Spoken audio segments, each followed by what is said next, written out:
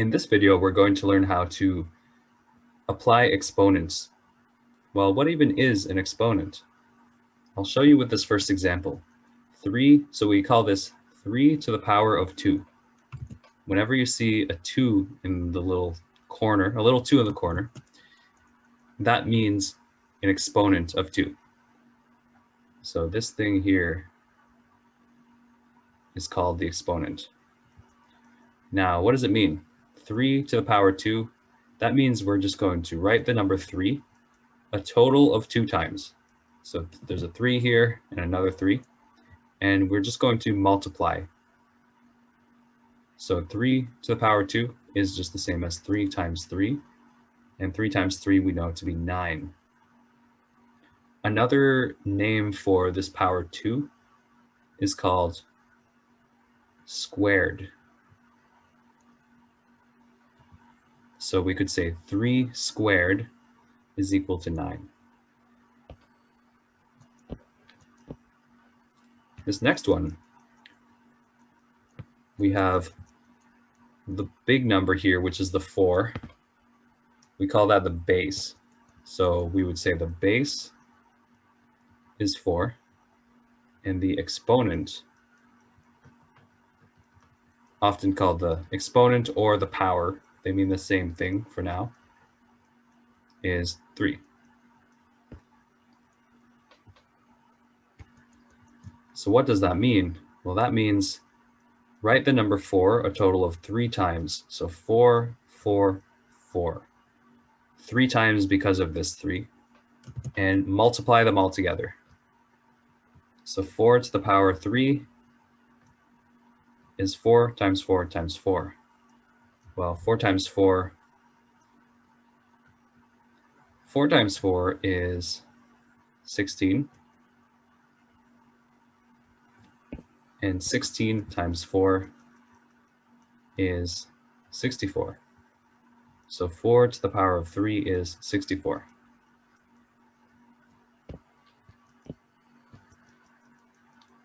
Three to the power of negative 2. Well, that's interesting. How on earth could I write 3 a total of negative 2 times?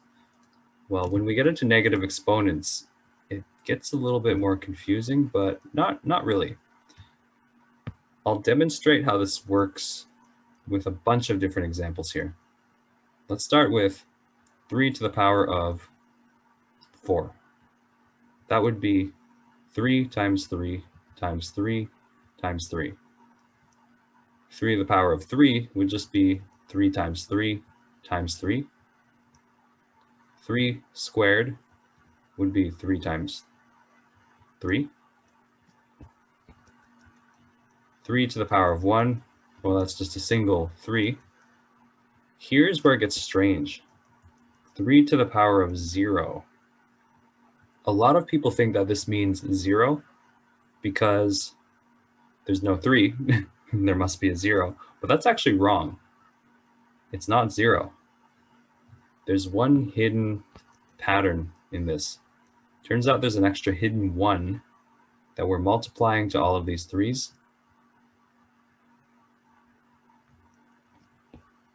And so if there are no 3's, because there's a total of 0 3's, we still have to mention that there's a 1. And this continues into the negatives. 3 to the power of minus 1, you still need to include the 1. And now the difference is, what's the opposite of a multiplication? So if you think about it, the opposite of a multiplication is a division. So this would be 1 divided by 3. 3 to the minus 2 would be 1 divided by 3 divided by 3, and so on.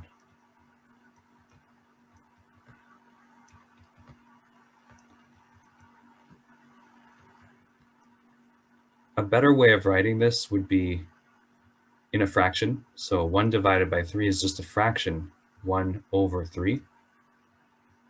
And the next one would be 1 over 3 times 3 in the denominator. That means you're dividing by a much bigger number.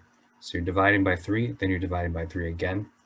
It's as though you were dividing by 9 So the easier way to write this would be 1 over 3 squared. The next one would follow the same pattern, 1 over 3 to the power of 3.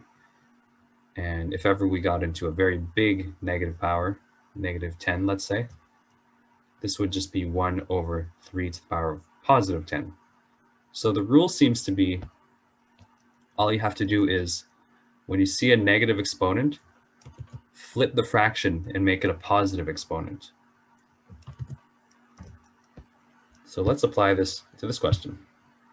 3 to the power of negative 2. That's just going to be 1 over 3 to the power of positive 2. And that's going to make 1 divided by whatever 3 times 3 is.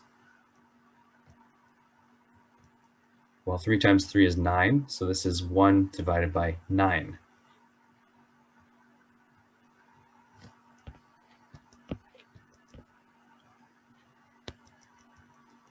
This next one is even trickier.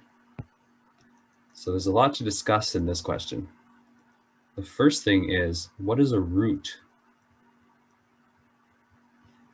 Here's an example of a root. The square root of 9. So if ever I ask you what the square root of 9 is, and this symbol represents the square root, what I'm asking is some number that when we square it, we get 9. So can you think of a number that when you multiply it by itself, number times the same number, we get 9? Well, the answer should be 3. 3 times 3 is 9. Therefore, the square root of 9 is 3. Here's another example. Let's say the square root of 16. Well, it turns out that 4 is the square root of 16 because 4 times 4 is equal to 16. So 4 times itself is equal to 16. Let's go even further with this idea. So I call this thing a square root. What if I had a root that had a little 3 in it right there? So we call this one a cube root just because if we raise something to the power of 3, it would be called cube. So you might call this a cube root. Or it could just be called a third root. It's a matter of preference which one you choose. The point is, it's some number that when you multiply it to itself a total of 3 times, or you raise it to the power of 3, you get the number that's underneath. So in this case, you get 8.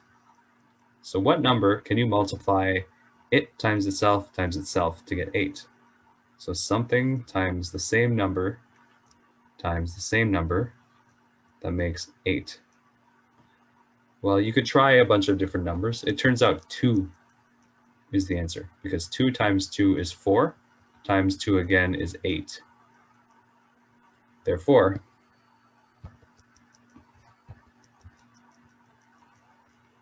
the cube root or the third root of 8 is 2.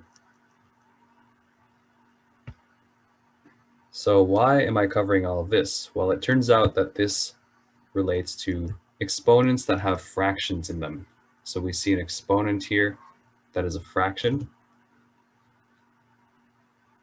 Here's the rule for that. There's a top number on the fraction and a bottom number on the fraction, or a numerator and a denominator. They will just appear like this. The 3, which is the denominator, is just going to become the root. The base, which is the 4, becomes the base of the square root, or the cube root in this case. And then the 2 just becomes an exponent of the base. So this seems like a bit of a leap, all you have to do is follow where these numbers moved. So the 4 moved here, the 2 moved here, and the 3 moved here. Another example would be 5 over 3. Let's say 7 to the power of 5 over 3. We just say 7 to the power of 5 and the cube root. So just pay attention to where the 3 went, where the 5 went, and where the 7 went. It should be the same system that we did up here, where the 2 moved into the exponent, the 3 moved into the root, and the 4 moved under the root. This next one, so I briefly touched on what a power 0 would be, if you recall up here. 3 to the power of 0 was just 1. And it didn't matter that we had 3. It turns out any number raised to the power of 0 should make 1. 0 is a bit of an exception with that, but you won't see that until calculus. So any number, for now, we'll say any number